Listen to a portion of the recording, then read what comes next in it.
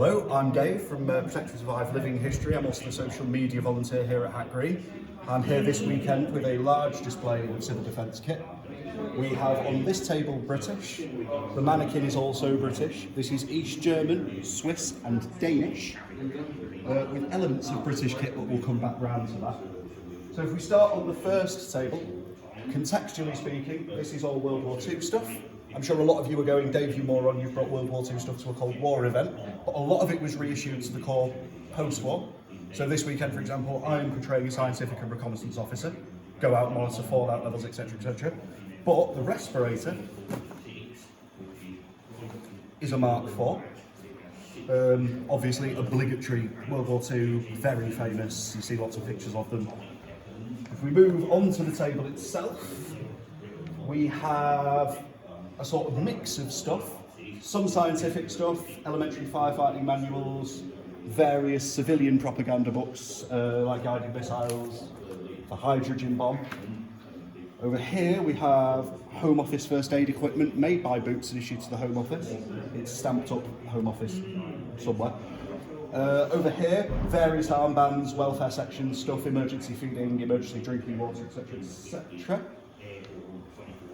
Greatcoat, that's an Irish warden's helmet, so it's a World War II British helmet, but painted in green, issued to the Irish because apparently Churchill wasn't keen on the fact they were using German-designed World War I style helmets, so he ordered the Tommy helmets to be sent over.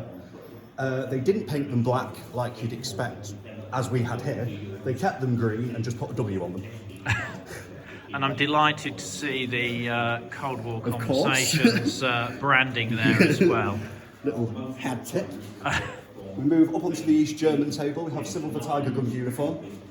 This is quite an early example. It's issued to the Ministry of the Interior rather than the NVA because they were incorporated into the NVA later. We've got GP5, which is a Soviet gas mask, but was issued out to the East Germans.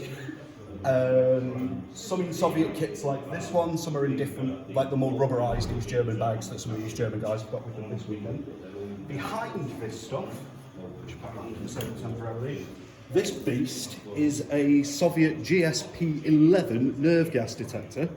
They were issued to Soviet troops, East German and Polish NBC reconnaissance guys. They go in the back of UAS, BMP, etc., etc. They draw air through the front, through this valve here. It's a completely sealed unit, hence the rubber seal on the outside. There are 2 bottles of reagent located here, and 2 reels of tape. The tape passes underneath. If no nerve gas is present, this bottle here dyes it yellow. This is a photosensitive receptor. If nerve gas is present, it dyes it red from this bottle here. The sensor then picks up on the red colour, lights go off, alarm goes off, time to put on your NBC kit. If we move down onto the floor, this is Swiss stuff. We have Luftschutz uniform and helmet. The yellow helmet is Zivilschutz, which is later Cold War. I have tried to get the jackets, they are very difficult to get your hands on, even with my network of contacts. And then we have Danish kit. Now some of you are probably going, Dave, that's a World War II British respirator, and you'd be correct. Denmark ordered millions of these from Britain and issued them out to their civil defence and their army guys. It's an Austrian M1 helmet, also surplus from Austria and issued to the Danish civil defence. The jacket has a rubberised liner for NBC protection and a button up here for a torch.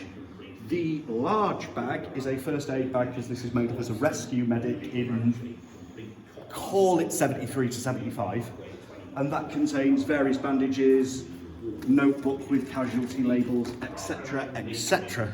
If you found this sort of thing interesting, I do have an Instagram. It's at Protect and Survive Living History.